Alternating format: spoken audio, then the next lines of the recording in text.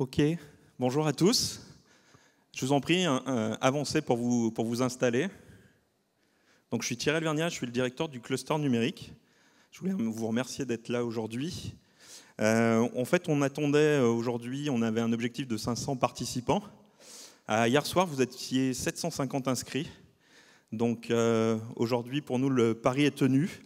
On devrait être en capacité de vous accueillir et de vous faire passer une bonne journée aujourd'hui. Et donc, je voudrais appeler, sous vos applaudissements, s'il vous plaît, la personne sans qui Digital Summer n'aurait tout simplement pas vu le jour. Donc, j'appelle le président du Clust'R numérique, Jean-Michel Bérard.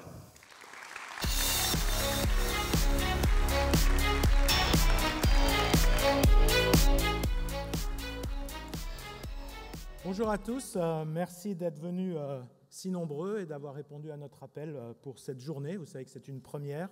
750 inscrits, c'est bien au-delà de nos espérances. J'espère juste qu'on aura assez de place dans les salles de conférence.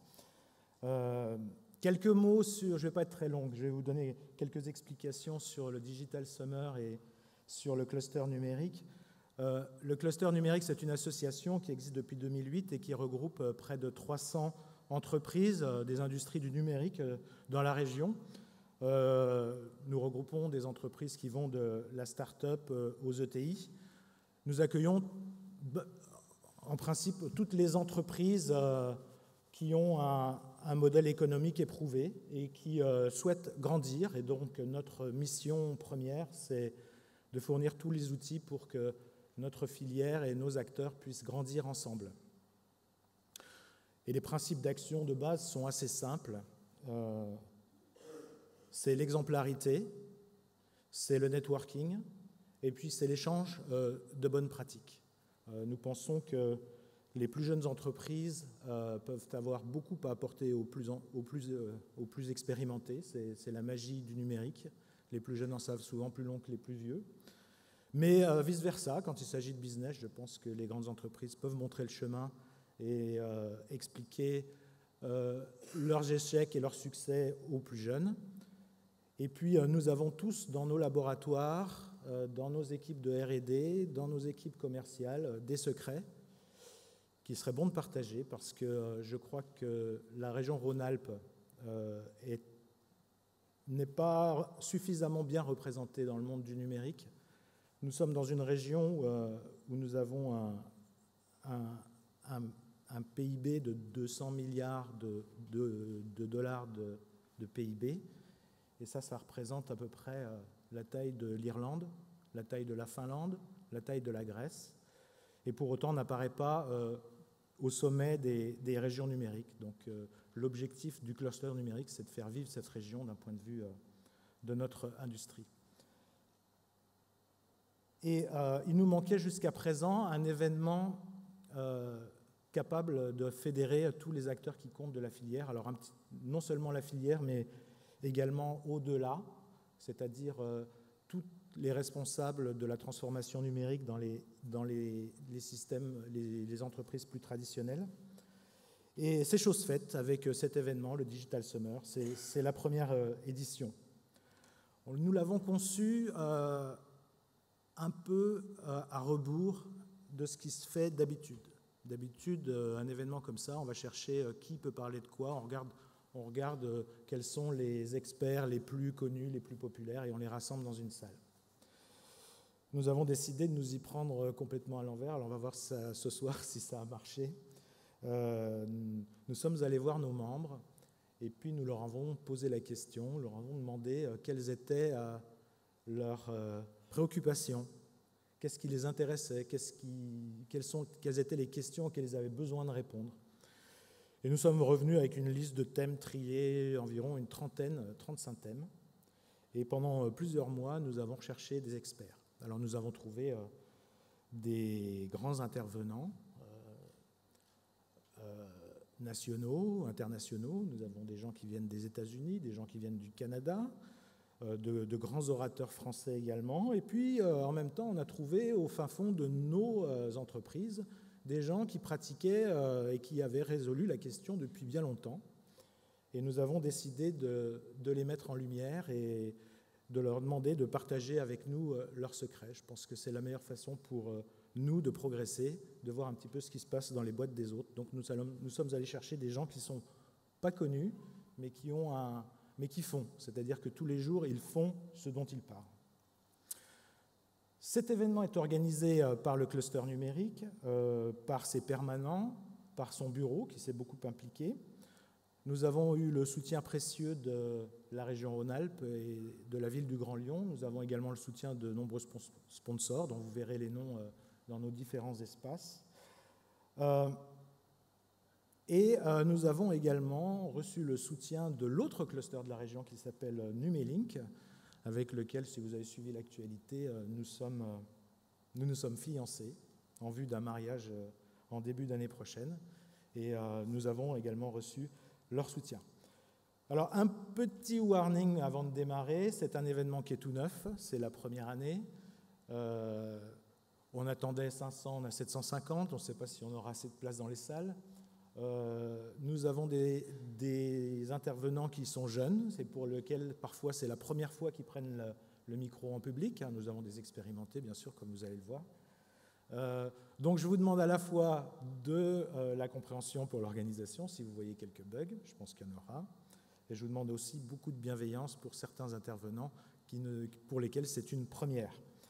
Voilà, alors, sans plus attendre, je vais inviter notre première conférencière qui vient tout spécialement de San Francisco pour nous parler of the new age of customer. Donc, ce n'est pas l'âge du client, hein, c'est l'ère du client. Elle occupe le poste prestigieux de Chief Adoption Officer au sein de la non moins prestigieuse société Salesforce.com. C'est quand même, dans le B2B, la société le plus grand succès des 15 dernières années. C'est une entreprise qui a démarré en 1998 et qui, aujourd'hui, en 2015, a réussi le pari d'atteindre un chiffre d'affaires de 6 milliards de dollars, donc c'est quand même quelque chose d'impressionnant. Nous-mêmes, en tant qu'Esker, on a utilisé Salesforce à partir de 2003. C'était une petite entreprise à l'époque qui faisait 20 millions de dollars. Ils ont tout compris aux clients et ils vont nous expliquer ça, et Polly en particulier. Polly, bienvenue.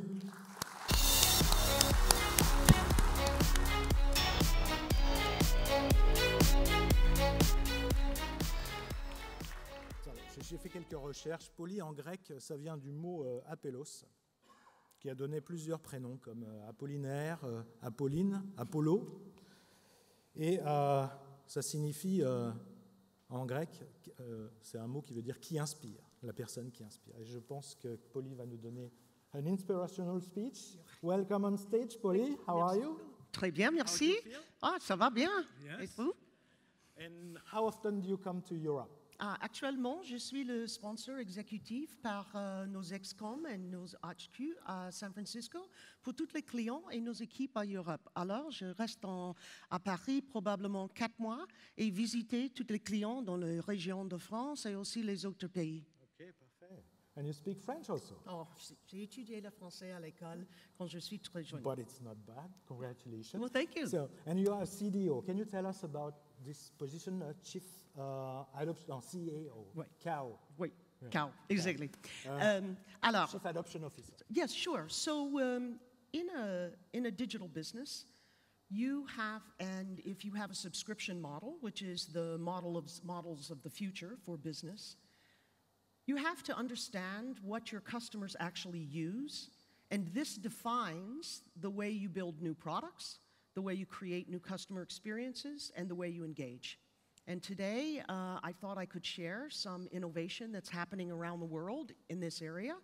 And so more and more companies are having chief adoption officers because the responsibility is to make sure that the customers receive the value from your technology.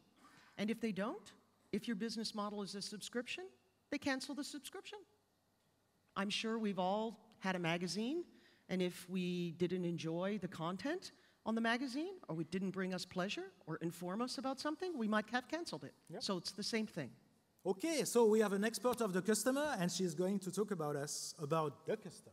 Yes. The stage is for you. Thank you very much. Thank you very much. Voilà.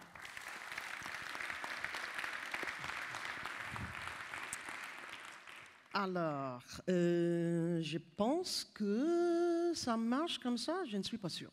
Alors, bonjour Léon, merci beaucoup pour m'inviter ici et aussi à Clust'R numérique parce que c'est un événement qui est pas trop traditionnel d'avoir les innovateurs, la université, les gens qui transformaient le marketing, le sales, exactement.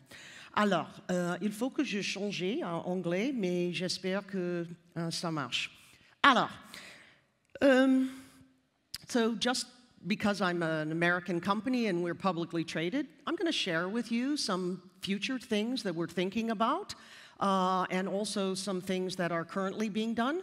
So if for some reason you wanted to do business with Salesforce, then please do it on what's publicly available, and you can read this on our website.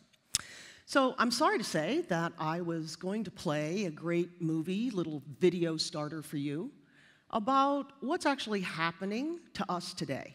So I'll tell you the story instead, and you can go see it on YouTube yourself. We had kind of a little technical problem upstairs.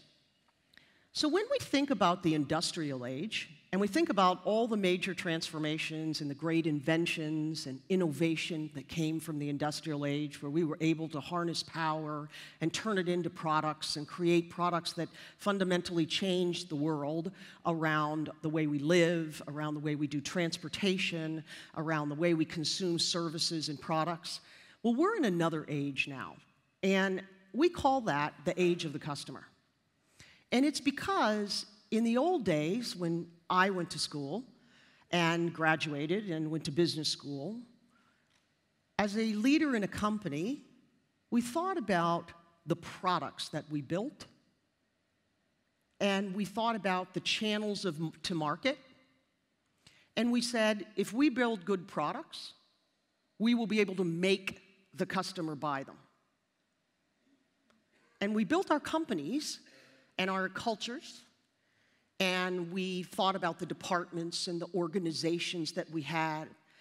And we basically thought that if we manufactured or created something or offered a service and we sold it to the customer would buy it and our company would flourish. And that's not what's happening today. What's happening today is that the customer's in control. And not just the customer in a B2B context, but the customer in a business to consumer context. So I don't want to use it and call it a crisis. I like to think of it as an opportunity. And the opportunity that we all have is to think about what the assets are in our business, what our capabilities are, and what are the things that are now possible through technologies to be able to change our relationship with our customers and to connect to our customers in a whole new way. Another one is we need to engage with our employees. I work in an industry where every single person is a competitive recruiting process. And it's competitive because they could go to Google, they could go to Apple, they could go to a biotech company. We have to actually engage our employees every single day and re-recruit them into the mission of our companies and into the way we go forward. And that is a great way to give people the tools in our companies to actually run their businesses from their phone and be able to work in the way that they want to, when they want to. And this revolution really impacts whether or not you can attract talent or not. The third one is kind of making the sales and marketing. I noticed this afternoon there's a track on sales and marketing. And the third one is really how do we create one-to-one personalized journeys as the new engagement strategy with customers or companies or people that we want to do business with or understand better so our products can be better. And then the last one is the one that is just beginning now and going forward, and that is how does everybody and all things become smarter, more predictive, and more personalized going forward through technology. So we're going to talk a little bit about that. But I'd like to digress for a moment and maybe tell you a little bit about how the disruptors, I think we all know who we're talking about. Salesforce is one. We basically, our reason for being was to be a cloud, an evangelist and a catalyst for cloud computing. And in 1999, when we started the company, cloud computing was an idea. But we drove it forward, and we did that fundamentally with a couple of things that I think are worth thinking about, because they're the basic principles of Silicon Valley, where I've split my time for most of my 35-year career between Silicon Valley and international markets like Europe.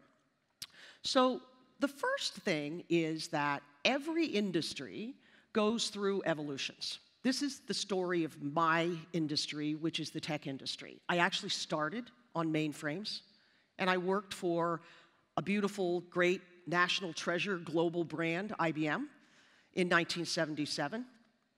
And mainframes were expensive, they were monolithic, and they actually served thousands of companies. And then we had client-server. And here I played another leading role and helped build Oracle around the world and in Europe. And the client-server with the companies that have been created out of that, like Oracle or Microsoft or Cisco or others, that was really about how do we bring technology through a new architecture and through breaking up the monolithic services that were in the mainframe to all kinds of companies, and millions of participants were able to participate. And then with cloud, we actually are doing the same thing, but now it's the ability to have small companies, mid-sized companies, large companies, everybody have access to the same high-quality technology, and there's lots and lots of people, of course, lots and lots of businesses who are joining this cloud revolution, and it's the new model for success. But you can't build a company based upon a technology. And you need to have a new technology model, you need to have a differentiated business model, and in our case, we believe that you need to have a new philanthropic model. And so let me talk a little bit about those. So what is the technology model of the cloud? Well, the technology model of the cloud is based upon innovation, and it's based upon a technology of multi-tenancy. And multi-tenancy is what lets you have everybody be able to have access to the same software regardless of where they are, what size they are, and that's part of the promise of the cloud. The second one is a scalable metadata platform. This is the invention of Salesforce that basically lets our customers, because businesses need to customize things, they need to adapt software to their specific and unique needs. And that's the metadata platform that allows them to do that. And the third is, none of this would be possible without security, availability, performance, and trust. And this is a really important value, because in a world where everything's transparent, there is no hiding. And the relationship between you and your customers changes, and it's really based upon trust. Now, that doesn't mean that trust hasn't existed in businesses before. Of course, most of our financial institutions are based on trust. Many others are. But now your customer can test the trust every single day, and that's an important shift for us to think about. On the business model side, it's about a subscription model. If you look at Uber, if you look at all of the other startups, it's really around the new tech companies. It's really around having a model that puts your company in complete alignment with your customer. And in the case of the subscription model, as I mentioned earlier, it aligns us with the values of our customers and their customers, and it makes us wake up every day and think about, what did our customer use today about our products? What value did we deliver? How much are the customers using the products that we serve? And are we actually driving adoption at those customers so that they continue to be able to innovate themselves? That leads to a new kind of customer success and a transformation that's happening with consultants and systems integrators and the rest of it in the world, and the partners are actually saying, hey, wait a second, I want to get on board, and if the technology works, then I need to change my business model to actually be focused on the success of the customer that I'm serving. And that leads to everybody having a customer success group, of course, and Salesforce has a very big one. And the third one is that these new businesses are based upon creating ecosystems and communities. And so the new business model of the companies of the future, and what we as leaders need to think about, is how do we bring these same principles into our existing businesses? So we've been super fortunate at Salesforce, and thank you very much for all of you that have participated in this journey with us, we've been awarded different accolades for what we do. And as I said, we have to focus on this in our company. We have to focus on being a great place to work, otherwise we can't attract talent. So we think about that as a key KPI at Salesforce. We have to think about how we become one of the most innovative companies in the world, and what is that innovation? It's not just product innovation, it's the way you run your business, but most importantly, it's the innovation that our customers get from using our service with their customers.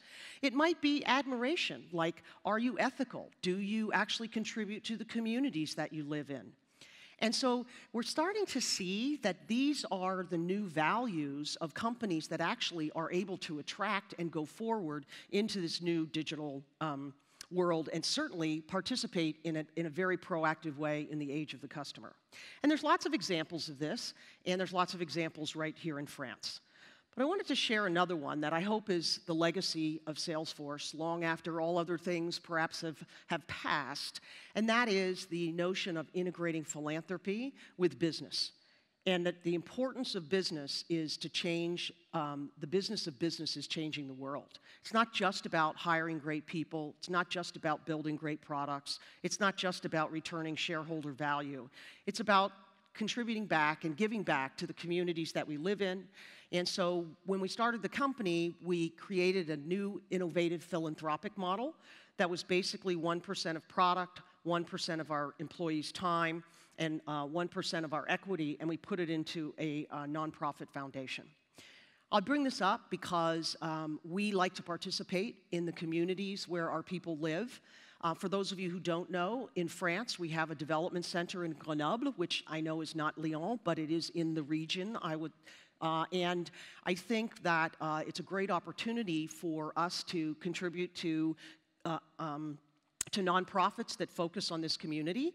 It's also a great opportunity for if you have some that you're passionate about, that we could actually give them Salesforce to manage and run their businesses. The biggest challenge of many nonprofits is not that they're not thinking about what the great work that they're doing is or what their mission is, but it's that it's very difficult for them to do that and think about running it as a business. And then finally, if you'd like to join us, we have over 700 companies now, and our goal is 1,000 that are also doing this 1-1-1 pledge. And granted, a lot of them are in tech, but it's also quite a lot of people are integrating philanthropy into their existing businesses as well. So if you have any, please be sure to just get a hold of us, and we will get some resources out here to help you do that as well. So the age of the customer. I try to outline this a little bit, and the movie does a much better job of me, but let me describe, hopefully, what we think about this. So everyone and everything today is now connected. When you think about it, when I started in the mainframe business, and when Groupe Bull, for example, in Paris and in France was a fantastic mainframe company, we now have more power in our mobile phones than we had in mainframes at the time. And so the question isn't whether everybody is connected. The question is, what are we going to do with that connectivity? And it's really interesting because behind every one of those interactions, behind everything that's going on, there's a customer. And these billions of connected things are opportunities for us through technology to understand our customer, to understand what they want, not what we think they want. And so that's a really great opportunity. And in addition now, of course, we've all heard of the Internet of Things, and the Internet of Things allows us to actually now start to understand what the machines are saying. What are they saying? Are they saying, I'm too hot, maybe I need maintenance? Or are they saying the environment has now got too much pollution in it for me to operate personally. So when we think about the Internet of Things, it's not just about the connectivity. It's what we can understand and what business processes we can change in our engagement strategies with our customers, in our ability for R&D to rethink the products that they build. Maybe it's to expand the use cases or understand, what things are frustrating for them in the features or how the products operate. And so this notion of trillions of connected things is an opportunity for us to think about all these interactions and understand how we can transform our businesses and our relationships with our customers and their customers through technology. So that's what we think about when we think about the age of the customer. Now, it's based upon those technologies that you saw there: social, mobile, cloud, IoT. These are all the technologies that are behind it. But the fundamental business problem that we all have is that while 97% of the world's data was created in the last year, we're not even using all the data that we even have in our companies. So less than 1% of companies' data is actually been analyzed. And it's really interesting that in independent surveys, 77% of customers say that they're not engaged with the companies that they do business with. And to me, you could look at that as a horrible problem. We happen to call it the customer gap. I look at it, and we look at it as saying, this is a great opportunity. And it's actually what Salesforce has been working on since we started the company. How do we build technologies in the cloud and take technology and build it in the cloud that allows customers to close that gap with their customers? So, if you think about it, all of this data enables us to deliver one-to-one customer experiences.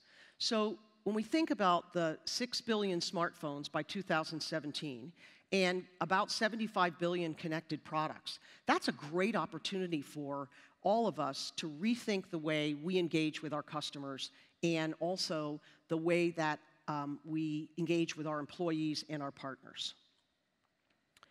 Now, let's talk for a moment about innovation. I've been in Silicon Valley for 35 years, and we kind of breathe it there. And one of the things that I was admiring about Clust'R Numérique is I see the same kind of community growing here as we have in Silicon Valley, where there is an opportunity for business leaders to help entrepreneurs. So those of us who've been there for quite some time, we all help young entrepreneurs figure out how to get their products to market, help them with things like their elevator pitch so they can explain what the business application is for the technology or their ideas. We also have access to capital. And of course, that's great, but today you need much less capital than you needed years ago to actually bring new ideas to market.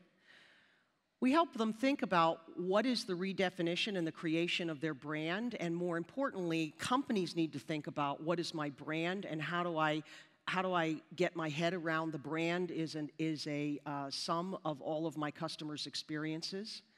And then from a standpoint of speed, that's super important and a new currency, if you will, that we all have to deal with. And also, I think most of us believe that every company needs to become a software company, and that we need to think about what is the platform based on technology that creates the loyalty, the bond, the relationship between us and our clients. So, let me give you a couple of examples. So, think for a moment about these two ketchup bottles. And if you think about the ketchup bottle on your left, my right, I'm still left and right challenged. The ketchup bottle on the right was designed actually to be in the same kind of shape as a wine bottle. And it's because when you pack it into a box, and you can turn it upside down, you can lay it on its side, and the bottle doesn't break. Same principle, upside down, wine can be turned any way, doesn't break. A second principle was the efficacy of manufacturing, because it's actually the filler machines and the line that the ketchup bottle goes down that are based on the same technology, same engineering, and made by the same companies who designed the same lines to do the bottling of wine. Now, of course, they had to put a different top on it because ketchup and corks don't really go together. But also, the only thing that had to really be changed in order to have this efficacy of manufacturing was that they had to make a bigger tube because ketchup has more viscosity than wine. So I meet the requirements, I make this great product of ketchup, I ship it in the bottle. Now it goes onto the shelf at the store or into the restaurant. And now me, the person that would like to have some ketchup, the consumer, the customer, basically says, okay, and I'm sitting in the restaurant, and the first thing that I do is I try to open the bottle. That's not a very pleasant experience. The second thing that I do is I try to get the ketchup out of the bottle. Now, when I try to get the ketchup out of the bottle, what actually happens? Well, first of all, it doesn't come out. I have to start hitting it, or maybe I pick up my butter knife and I try to stick it in there and get some ketchup out, and ultimately I get super frustrated. I hit the bottle one more time and the ketchup shoots onto the shirt of my guest. So that is not a great customer experience. Good product design, good efficacy of manufacturing, some of the core principles that we carried forward with us from the industrial age that aren't really creating a great customer experience. Now, if we contrast that with the ketchup bottle on the other side, it actually starts to begin to be designed around a customer experience. So it's in the shape of something that I can hold on to. It still doesn't break. It's got a shorter shelf space, or maybe the same shelf space. It's got a top that opens, and the product is squeezable to come out. And so now, I've got a better customer experience. But it's also got something else that's really interesting that I don't think that people think about. It's not just about my first experience with that ketchup. When you put ketchup in your refrigerator, because you're not going to eat the whole bottle of ketchup the first time, right? You're going to use it because it's a condiment. When you put it into the refrigerator and you go to open it the second time, you open it with ease if it's this bottle on the left. And you also, but when you turn it upside down to pour the ketchup out, the water is all on top of the ketchup. And so the second experience that the customer has with ketchup is that the water is on the top, because it is separated. And therefore, I get soggy French fries. I put the ketchup over there, and the water comes out on my French fries. So the other piece of genius that's with this squeezable bottle is that because it stands upside down, the customer experience over time keeps being pleasant until it's the very last drop of ketchup in that bottle. Now, that's an example of the first steps of thinking about the world that we're entering into, which is customer experience. And how do we not only think about products and then services, but think about how do we create amazing customer experiences. Now,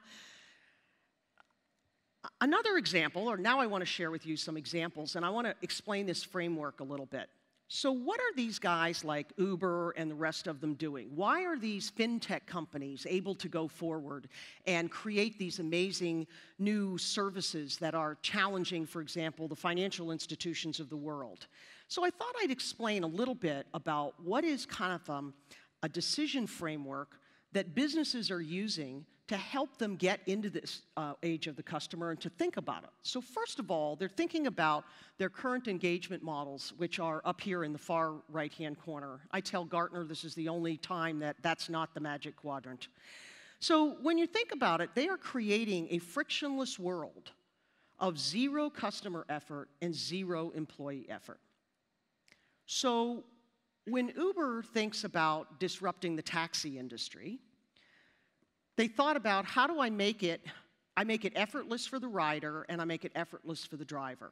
So as a rider, I don't look for the taxi stand. I don't stand in the rain and wait for the car. I don't have to worry about if I have the right currency in my pocket or if I have cash. I don't have to actually even worry about whether or not the taxi driver takes credit cards. And my sign-up process was a very simple app that came to me on my mobile phone that I filled out once, I trusted it, And now the app is enabling this great service that I can consume. Whether you like Uber or not, the story is, it's the thinking process.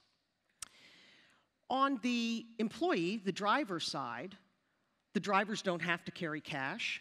They can work when they want to. They don't wait in long queues at the taxi stand. They can actually drive and pick up as many passengers as they want in different places.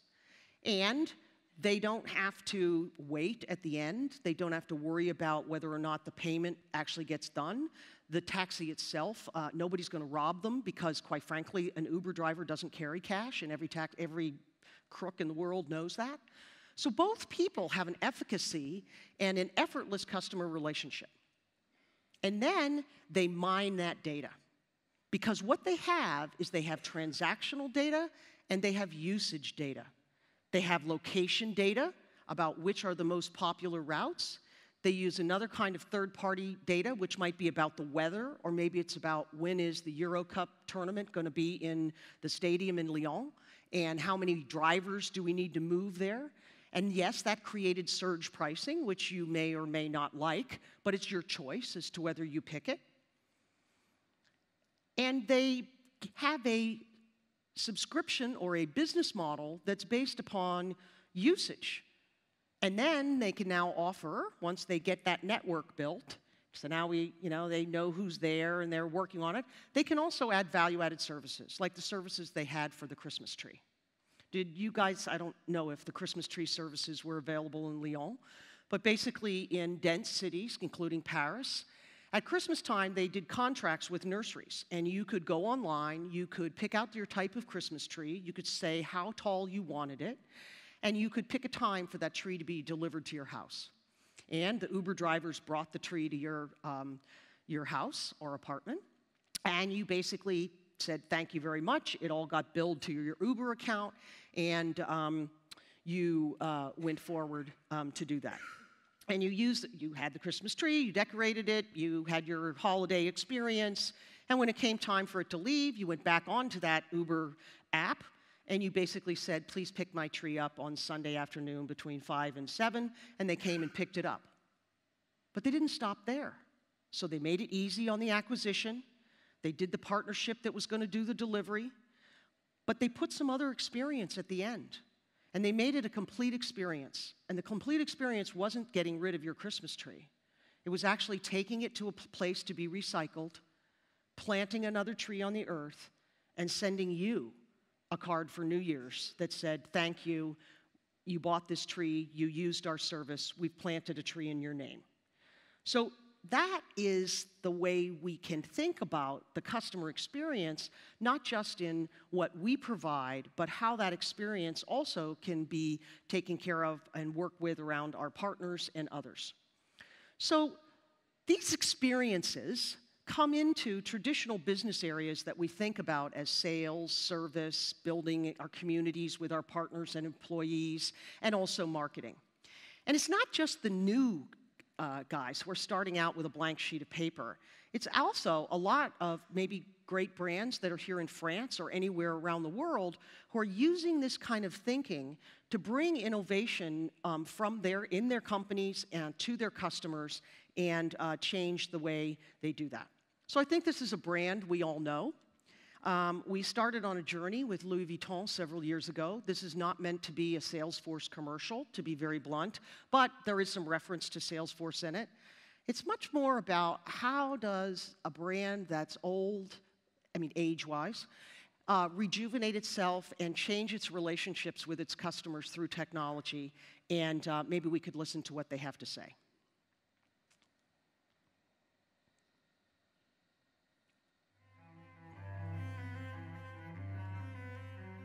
One of the things that's very important in Louis Vuitton is the fact that even after 160 years, the brand still encompasses very much the values of the founder.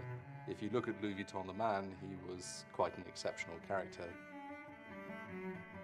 Beyond his ability as an artisan was his incredible ability to really get very close to his clients. He worked in Paris as a laitier emballeur.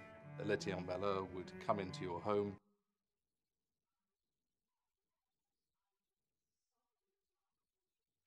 We'll try another one.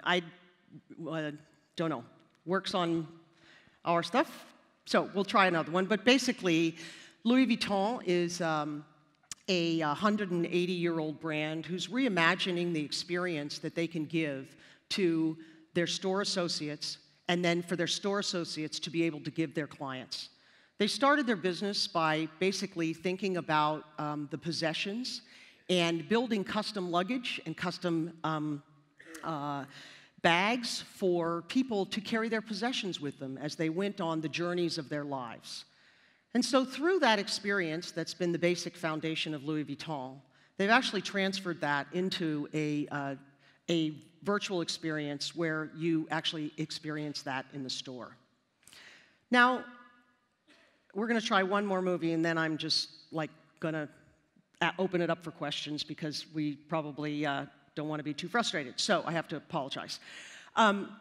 So another great one, it's not just for big companies, it's also for middle-sized companies. And here's another great French brand that's all about how you take a brand that represents basically the spirit and the soul of great patisseries in France and bring it around the world. Maybe this one will work because it's actually in French. And maybe it's not.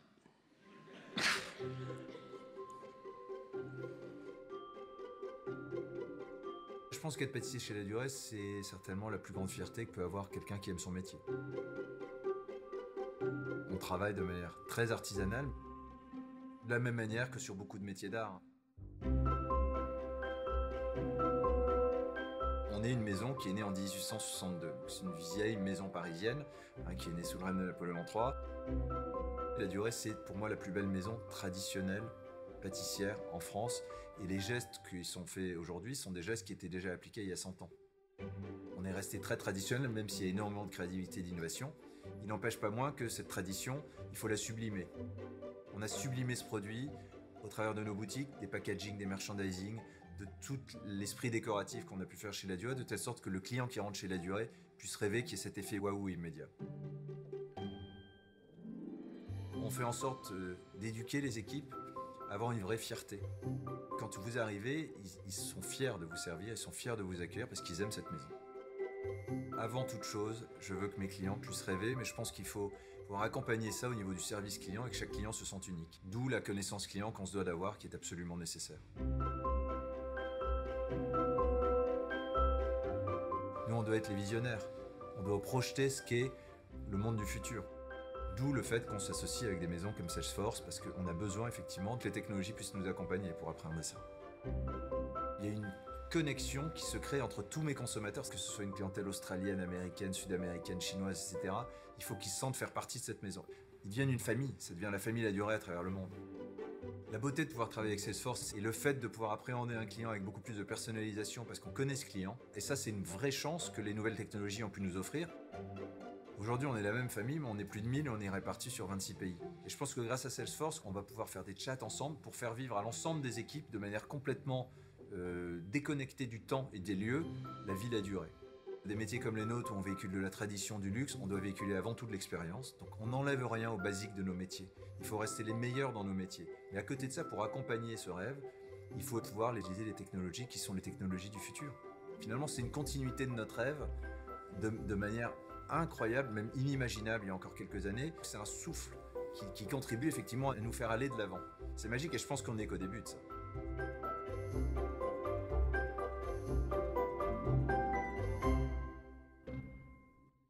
C'est bon qu'en France, français marche. Excusez-moi, pardon. Ah, pardon. Alors, I don't know how many of you travel outside the United States, or over to the United States, or in China, or any of these places. But when you go to a La Durée store anywhere in the world, it is just like the ones in Paris. It's amazing. So the experience of the brand is part of the magic of La Durée. Of course, the products, but now this ability to connect the community and to enable the stores to recognize the person who's registered and say, oh, basically, hi, would you like your regular box or would you like a different one? It's actually just the beginning of an amazing online and direct journey that they're on, and I'll let it all unfold in the market going forward. We're going to try one more, and this one may or may not work. I think it's a bit of the format of the movie, so technology's not perfect wherever you are. So Mattel is an iconic brand in toys. I think perhaps we've all played or had some of their toys. And they really wanted to think about how could they understand the way the children played with the toys. Now, they interviewed parents for years about what kinds of education they wanted their children to get through play as infants for safety and then on to their journey. But Mattel also realized that they needed to build a lifelong, or they had the opportunity to build a lifelong relationship with the child until the child grew up, got married, and had children. Or perhaps until that child had a niece or a nephew, and they could have the experience of giving play that they enjoyed to, when they were young, to that person who mattered to them. So we're going to try this, and if it doesn't work, I just have to say, vive la France. The #1 toy maker in the world stays on top by truly listening to our consumers and being where they are. It's really as simple as that. Right now at Mattel, we're going through massive transformation. The trends of marketing have changed. Already with brand marketing today, it's digital. So at the Digital Initiatives Group within Mattel, we're there to really do two things. One is enhance and empower the things that have always made Mattel great. Incredible brands, delightful products and experiences for consumers. But we're also there to unlock new frontiers. We have this vision for customer journey. It's to deliver a seamless, connected experience across any device at a global scale. Mattel has always had the vision to connect with consumers through that entire life journey, from prenatal all the way through adult collectors. Technologically, it's just been very difficult to achieve, even though that's been our core vision for many, many years. Mattel's vision of the customer journey really started out as very simple as needing to send emails, and that was no easy feat. As we started down this process, we realized we had a best practice in Fisher-Price. They'd been sending emails to their consumers for a very long time. But at the end of the journey with Fisher-Price, they'd send them a goodbye email. What a tragedy, because we have a ton of magical brands that we could have continued to lead our customer through and develop a lifelong relationship with them. One of the key drivers to achieve the vision that we have to mapping the customer journey is to have a partner who can bring us a solution that we can acknowledge every single touch point. And that's what Salesforce allows us to achieve. Now we actually have a way to all work off the same platform. With Marketing Cloud, our brands are no longer siloed. Now we're really starting to listen to what our consumers have to say. And the insights that we can glean from all these interactions and these data points. Let it be on a website, direct communications through email, SMS mobile message, Instagram, WeChat, or anywhere else in the social space. The telemetry that we can get from our mobile apps and games to see what are the most popular Barbie characters, to communicate with consumers in the way that is relevant to them, whether it be in China or Mexico or France or the Middle East or the United States, was critical in terms of unlocking the strategic value that is inherent in the company. When we think about consumers going on this journey and us going on it with them, it's both about seamlessly transitioning from brand to brand, but also introducing things that they didn't even know were out there, delighting and exciting them and surprising them with the different experiences that Mattel can offer. Salesforce Marketing Cloud was the best fit for us for a short-term, mid-term, and a long-term partnership. I think one of the most exciting things for us is that in the future we're going to be able to deliver fantastic connected experiences with consumers around the world on any device or platform in a way that we've never been able to do before, and Salesforce makes that possible.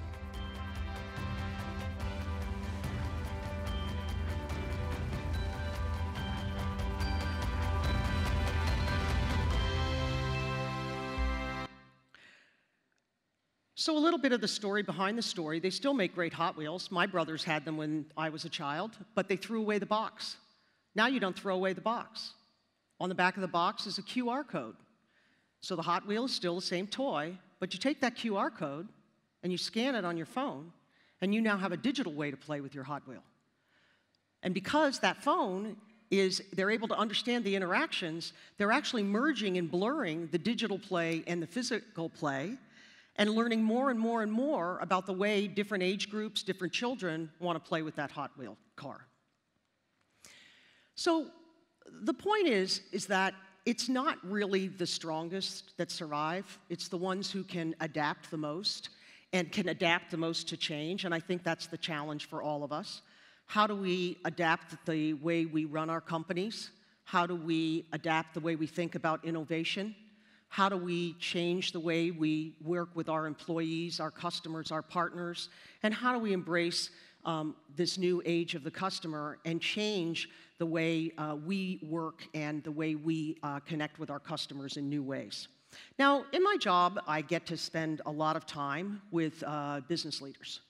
And so every time I'm with a CEO or someone of our customers who's started on this journey, or David or somebody like that, or Michael Brandt from Louis Vuitton, or anybody else, I kind of ask them some questions about, what is the advice that you would give to somebody who's maybe just thinking about getting started? So this is kind of a summary of what they've said to me over and over again about the keys to success in the age of the customer. So obviously, it's start now and move fast. I mentioned speed, and it's like it's super scary to get started, but you really need to get started, is kind of their message. The second one is make it clear that you want your company and your employees and all of the thinking to pivot to your customers. And focus on processes of continuous reinvention. That's very different than just innovation, because it means that you're constantly changing and you're constantly asking yourself the question of, how can I reinvent this experience? Start from within. Most of the CEOs report that the best ideas about how to improve the relationships with the customers and how to connect to customers in much better ways come from within, and obviously that applies to products and marketing and sales and service, etc.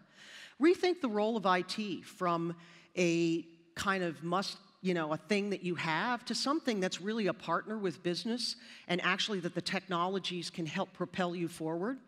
Think data. I think we talked a little bit about that in the Uber example, but obviously all of these other examples of customers we're talking about using data as a key asset, their own data, external data, data that customers give them, whatever that might be. And then finally, this new idea of your customers should be fans. And it's not so much about marketing is about how I get a customer to buy something. It's about how do I create a relationship with a customer and my customer's customer that lets that end customer be a fan. So if I think about kind of the history of the use cases of technology since I've been in the technology industry, we started out thinking about technology that helped us build better products. And then we focused on, in the client-server era, of really what do we do in business applications to build and to automate the best processes. And then we built technologies that helped us think about how do we help companies offer up services. And now the new generation of technology companies needs to all be about how do we create new engagement strategies and help customers connect with their customers in new ways. And finally, I'll leave this with you. I think that with organizations and communities like Clust'R Numérique, it's a great opportunity for us to think about how we invent the future. And let's go forward and do that together rather than thinking about what happened yesterday. Get focused on the future and go as fast as we can. So sorry for a little bit of the technology glitches. And once again, merci beaucoup pour votre attention et pour l'invitation de parler avec vous. Merci.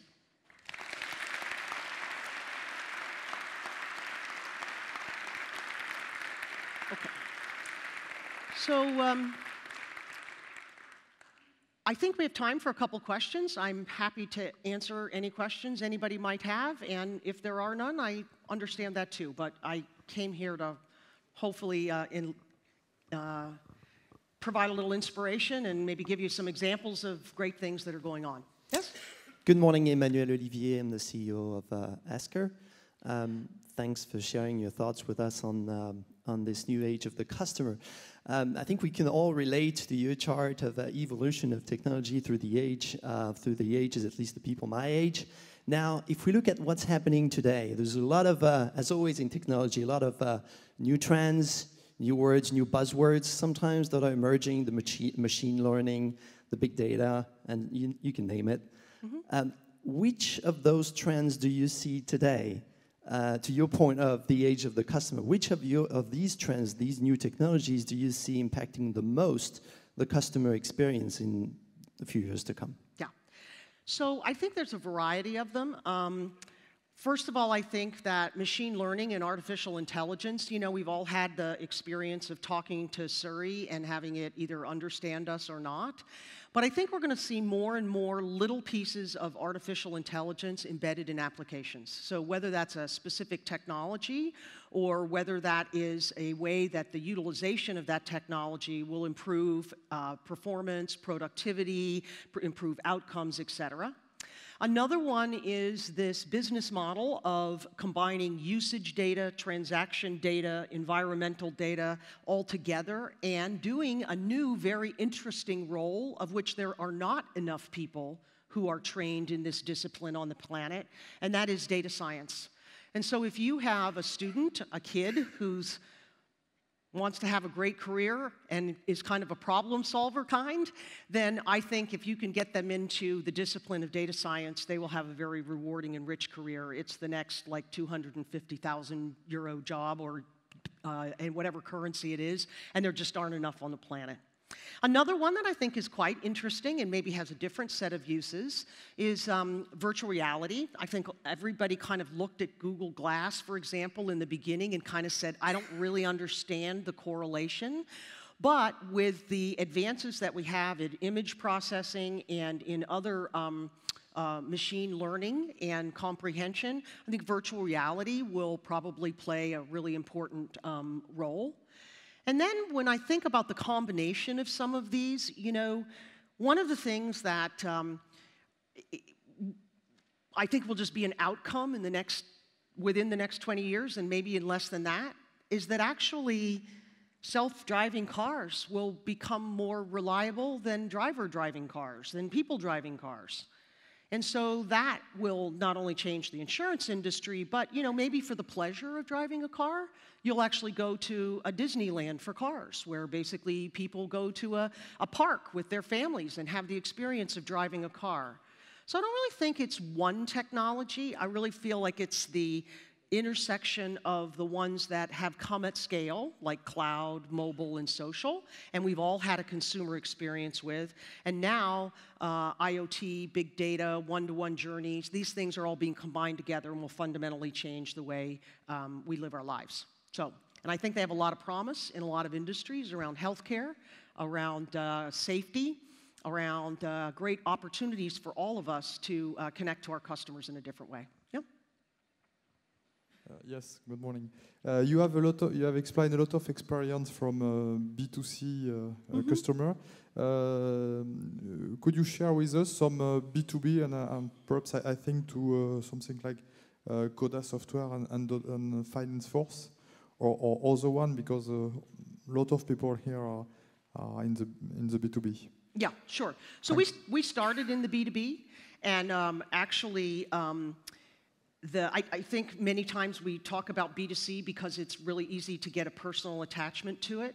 So we fundamentally, we see things like customer service being completely redefined. The first step of that was kind of automating the service process. But now when machines can talk, I can, in a B2B context, I can do proactive maintenance. That is a very popular use case that's being done by Schneider Electric, by ABB, by all kinds of, you know, Renault, other B2B kinds of companies.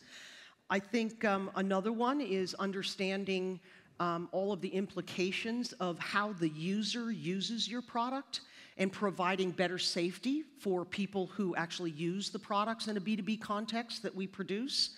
Another one is multi-channel service, where you could actually, for example, take something like voice recognition or an Amazon Echo, for example. We've all seen some of these, although they right now are kind of a little better in English than they are in French, and we just have to work on that.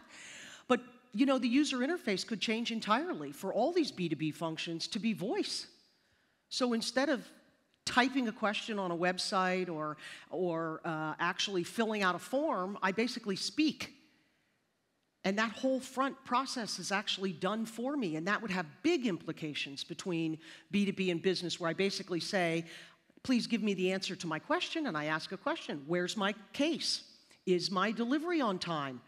And the service, you know, that's the way I'm interacting with a user interface, the same way I can ask something like, you know, like an Echo to tell me a joke, or let me know whether my lights are on in my house. So one of the things that I know after being in Silicon Valley for a really long time is that the fastest changes in B2B come after we've seen that change in our personal lives. So when we think about it, we used to, we never thought about downloading applications to our phones.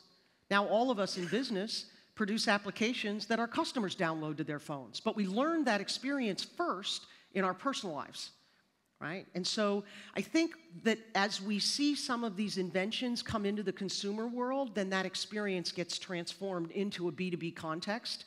That's probably not a really great thing for us to say about our businesses, that innovation comes from another place, but it does become the expectation. Another one would be things like social networks internally, like for businesses. One of the design principles of these B2B companies that are emerging and certainly of Salesforce is that we don't design products for IT, we design products for the end user. And that's the same way consumer companies design products. So that was a little bit of the example behind the ketchup bottle, is that we need to think about who's actually consuming the technology that we're building. Now, I think that's true in every business process. We just happen to be a company that is solely focused on our, you know, our raison d'etre is really about the age of the customer, and helping our customers engage with their customers. But I think this is true in finance, it's true in healthcare, it's true in, it's also true in things like supply chain, it's true in financial applications. There's a big change coming out there in the way we actually operate our businesses. I hope that was helpful. Okay? Alors, encore une fois, merci beaucoup et je vous souhaite une bonne journée. Merci beaucoup.